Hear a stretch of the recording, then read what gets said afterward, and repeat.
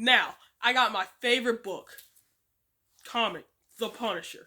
You may be thinking, eight ball, how old were you when you purchased this comic? I was 12, and it has a parental advice warning. Yay! But like the comic reviewer I am, let's open up the book, shall we? Fun fact, not actually my first paperback comic. And yes, sadly, my dog did run over this. And the front and back comes off. The book is actually pretty good. I mean, has adverts. Talks about the Punisher. Well, the comic is called This is called The Punisher, King of the Killers. Written by Jesus.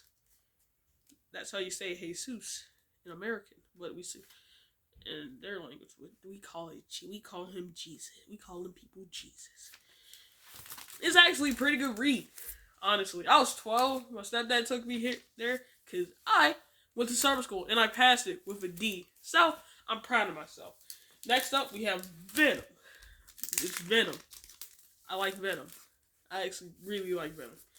One of my favorite characters. Like, Venom is my second favorite. Because how crazy the twist was. Everyone thought this emblem was a spider. It's a dragon. So, the book is actually pretty good. Well, it's a number 6. It's number 6 out of the, I don't know how many series. Now, I don't know who gets this Venom. I don't know who gets this emblem right here. Because Spider-Man and Venom share the same emblem. Venom is just more bigger. Alright, next up, we have Batman. I had this comic when I was in 2017. So that's when I was 7. Thanks, Mom. Mom, if you're watching this, thank you. This is a really good read. I recommend reading comics when you're grounded. Don't be grounded. Read, and if you are watching this somehow, read the Batman Detective Comics. It's volume 4. It's called Volume 4 is the Wrath. Now I'm gonna give the most crappy explanation ever. So apparently Man-Bat decides to go all crazy, infect Gotham like he always does. So Batman swoops in with a gas mask. He figures out who it is, and then he meets the Wrath after killing one of Penguin's name. Golly, whatever his name is. He's got a crappy name. Alright. Next up, we have Superman, Volume 3. Same year I got Batman. Fury at World's End. Sorry. Now, this has a Justice League. Another crappy explanation. But also, I like the art. It's goofy. It's sort of goofy and sort of lighthearted. It shows Batman beating up his cousin. And us seeing his some sort of brother. Apparently. Now, another crappy explanation.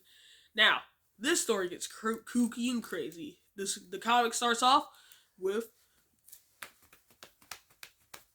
Superman's parents before the planet explodes. Now, if you don't know Batman or Superman, sit down. Like right now. Let me tell you the explanation. Batman, before Batman, it was Bruce Wayne. Now,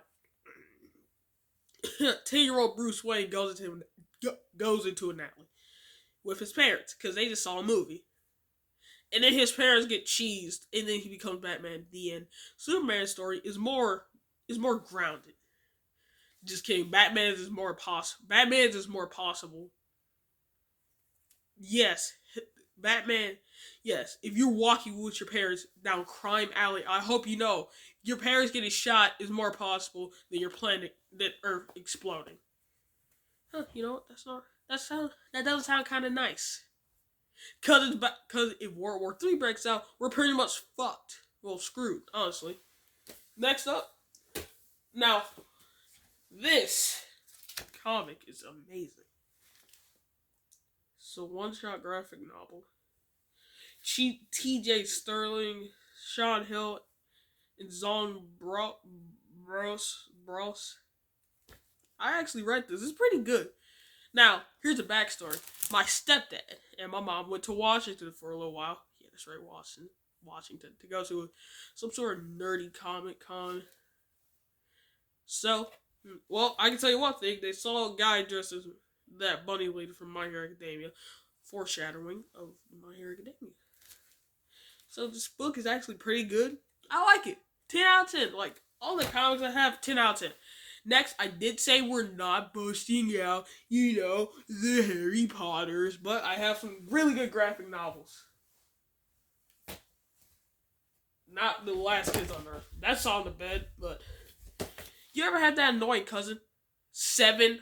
Oh, hold on.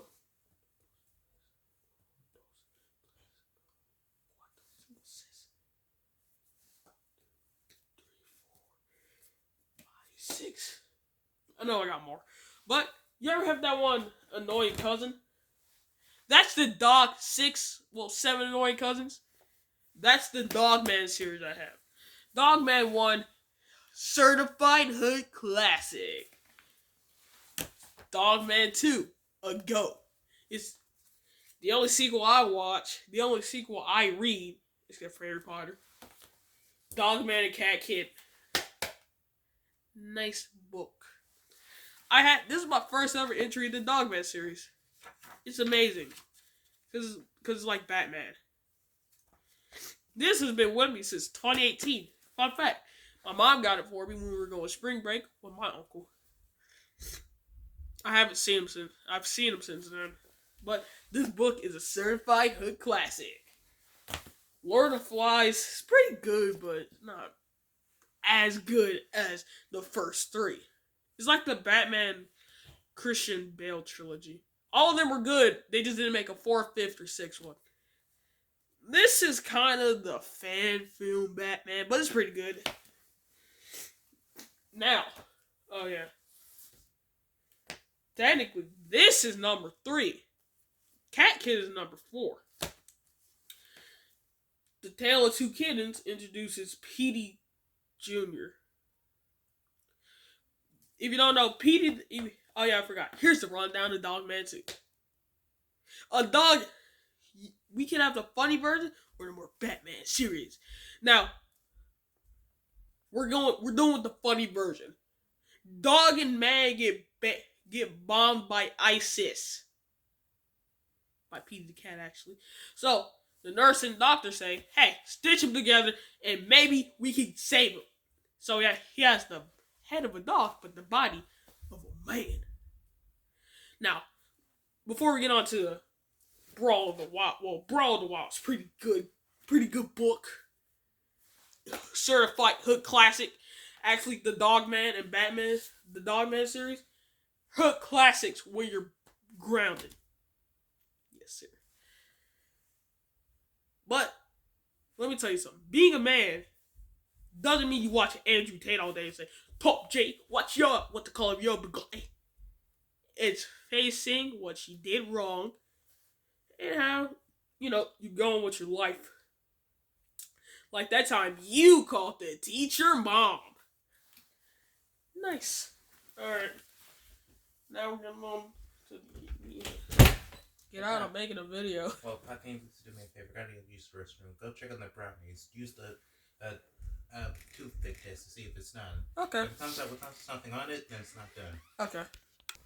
Now we're checking on my brother's brownies. He said give him the toothpick test. So, we're checking out my brother's brownies. Oh, there he is. Don't record. Hey, man. Content's hard these days, so shut up. Toothpick test. Toothpick test, that's what I call it. Now, let's give these brownies the toothpick. Now, if you don't know, the toothpick test is when you stick a toothpick in your brownie or cake, and if stuff comes on, it's not done. If nothing comes on, it's done. So, give it the test. Some stuff came on it, they're not done. So, yeah. That's how you do the toothpick. Who drank all the Pepsi? Anyways, sorry for that interruption. My brother having to check on his brownies and recording them. Next up, we have my certified hood classic, a book for I had about how long? 20 ago? 4 years ago. The Scott Pilgrim series. If you don't know, this is a dude about Scott Pilgrim dating a 18-year-old. Hold on. Yada yada yada yada yada. Dating a just imagine dating fucking 7-year-old. That's fucked up. That's fucked up. But he's dating a 17-year-old girl and he's 23. So I hope you know. At this time, this book came out around 2004. Now here's a little backstory. One of Brian Lee O'Malley's other books was well, we could put it in his way. It really wasn't 17. It really wasn't good.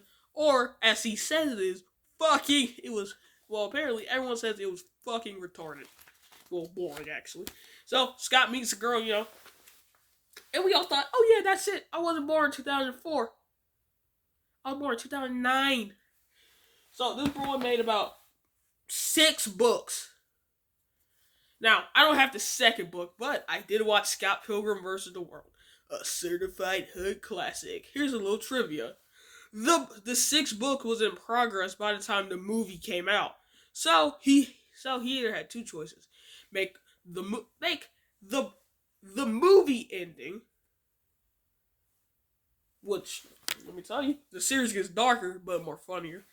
Which, even though, Scott gets fucking stabbed. Like, he dies multiple times by this dickhead named Gideon. Gideon is a dick. Like, I wish I was lying. Scott gets fucking impaled. But otherwise, really good series. Now, I'm gonna go through a run through. Scott dates 17-year-old, dates another girl named Ramona, which I hope you know. That ruined a generation of girls. And then, 70 Alexis. The second one has to be my favorite one because it has a skater. Now, if you don't know, where's that bulge? If you don't know, I skate. Unlike roller skates, skateboarding. And they had Chris Evans in the movie, so I like that. I like that little detail. The fourth one. Relaxing. He gets a job and turns out she was a lesbian. Ramona was a lesbian. So basically, the whole joke of the book was about I'm in lesbian with you. 5th one, fights 2 Asian guys.